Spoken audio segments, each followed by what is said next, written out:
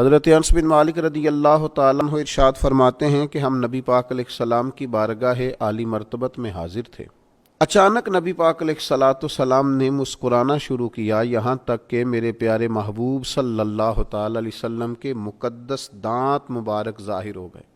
اور صحابہ فرماتے ہیں جب حضور مسکراتے تو دانتوں سے ایسا نور نکلتا تھا کہ مسجد نبوی شریف کی دیواریں بھی روشن ہو جاتی تھیں۔ حضور مسکرائے تو سیدنا عمر رضی اللہ تعالیٰ عنہ نے عرض کیا کہ یا رسول اللہ صلی اللہ تعالیٰ علیہ وسلم، میرے ماں باپ آپ پر قربان ہو، کس بات پر آپ ہنسے؟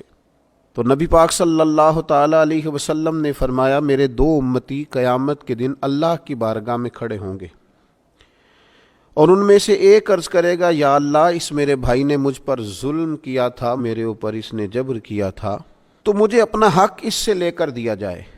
تو حضور علیہ السلام فرماتے ہیں اللہ تعالیٰ اس شخص سے فرمائے گا کہ اپنے بھائی کو اس کا حق دو۔ عرض کرے گا، مالک میرے پاس تو اب کوئی نیکی بچی نہیں، کہاں سے حق دوں؟ تو اب وہ جو مدعی ہے، جو دعویٰ کر رہا ہے کہ میرا حق اس سے لے کے دیا جائے، وہ عرض کرے گا، مالک پھر میرے گناہ ہی اس پر ڈال دیے جائیں۔ حضور مسکرا رہے ہیں، جناب انس بن مالک فرماتے ہیں، لیکن اس بات پر آ کر حضور کی آنکھوں میں آنسو آ گئے۔ نبی کریم صلی اللہ تعالیٰ علیہ وسلم فرمانے لگے، وہ بڑا ہولناک دن ہوگا قیامت کا۔ لوگ اس دن تلاش کریں گے کہ کوئی ایسا شخص ہمیں ملے، ضرورت محسوس کریں گے کہ جو ہمارا بوجھ اٹھائے۔ اب وہ شخص عرض کرتا ہے، مالک میرے پاس تو کوئی نیکی نہیں ہے، اور یہ کہہ رہا ہے میرے گناہ ہی اس پر ڈال دیے جائیں۔ تو نبی پاک علیہ السلام فرماتے ہیں اللہ تعالیٰ اس مدعی سے فرمائے گا، ذرا سر تو اٹھا، جنت کی طرف تو دیکھ۔ تو وہ جنت کی طرف سر اٹھا کر دیکھے گا اور دیکھ کر عرض کرے گا، مالک میں ایک چاندی کا شہر دیکھ رہا ہوں جس میں سونے کا محل بنا ہوا ہے، ہیرے جواہرات سے مرصع ہے وہ محل۔ اے مالک، کون اس کا مالک بنے گا؟ یہ کس کو ملے گا؟ تو اللہ تعالیٰ فرمائے گا، جو اس کی قیمت ادا کرے۔ تو وہ عرض کرے گا، مالک اس کی قیمت کون ادا کرے گا؟ تو اللہ تبارک و تعالیٰ فرمائیں گے، تو بھی اس کا مالک بن سکتا ہے۔ تو بڑے تجسس سے، بڑے شوق سے عرض کرے گا، مالک میں کیسے مالک بن سکتا ہوں؟ تو اللہ فرمائے گا، تو اپنے بھائی کو معاف کر دے، میں تجھے اس محل کا مالک بنا دیتا ہوں۔ کر دے معاف اپنے بھائی کو، درگزر کر اپنے بھائی سے، بھول جا اس کی خطاؤں کو، کچھ دیر کے لیے چھوڑ دے جو اس نے غلطیاں کی، تو معاف کر دے اسے، اور میں اس محل کا تجھے مالک بناتا ہوں۔ نبی پاک صلی اللہ تعالیٰ علیہ وسلم ارشاد فرماتے ہیں، وہ فوراً عرض کرے گا، مالک میں نے اپنے بھائی کو معاف کیا۔ تو اللہ تبارک و تعالیٰ ارشاد فرمائے گا، اس کا ہاتھ پکڑ اور پھر اسے جنت میں ساتھ لے جا۔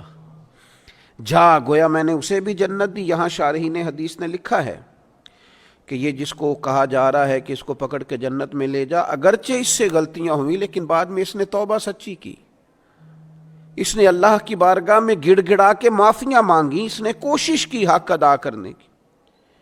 لیکن اگر کچھ کمیاں رہ گئیں تو چونکہ سچا تھا، ادا کرنا چاہ رہا تھا، کچھ باتوں پہ پہنچ نہ سکا، تو آج اللہ تبارک و تعالی اس کی طرف سے لوگوں کو صلہ عطا کر رہا ہے۔ اللہ فرماتے ہیں، اس کا ہاتھ پکڑ اور جنت میں لے جا۔ اللہ کے محبوب صلی اللہ تعالیٰ علیہ وسلم نے نتیجے کے طور پر، رزلٹ کے طور پر یہاں ایک بات ارشاد فرمائی۔ حضور فرمانے لگے، اللہ تعالیٰ سے ڈرو اور باہمی معاملات درست رکھو، اللہ تبارک و تعالیٰ قیامت کے دن مومنوں میں صلح کرائے گا۔ تو تم یہیں اپنے معاملات کو درست رکھو۔ اب مجھے بتائیے، ایک تو یہ نتیجہ نکلا کہ مالک کریم کتنا ہے، مہربان کتنا ہے، توبہ کرنے والے پر عطا کتنی۔ دوسرا، حضور کی علم و حکمت کی اس گفتگو سے سمجھیے کہ اللہ درگزر کرنے والے کو عطا کتنا کرتا ہے، اور پھر یہ بھی دیکھیے کہ صلح کرانا کتنا مقدس کام ہے۔ دو بھائیوں کو ملا دینا، قریب کر دینا، روٹھے ہوئوں کو ایک دوسرے کے قریب کرنا کتنا عظیم کام۔ تو نبی پاک علیہ السلام کی اس خوبصورت بات سے، اس انتہائی معنی خیز حدیث سے اپنے لیے موتی حاصل کریں، دل کو بڑا کریں، سینے میں گنجائش پیدا کریں، اور اپنوں کے لیے درگزر کا دروازہ کھولیں۔ اللہ تعالیٰ سمجھنے کی توفیق عطا فرمائے۔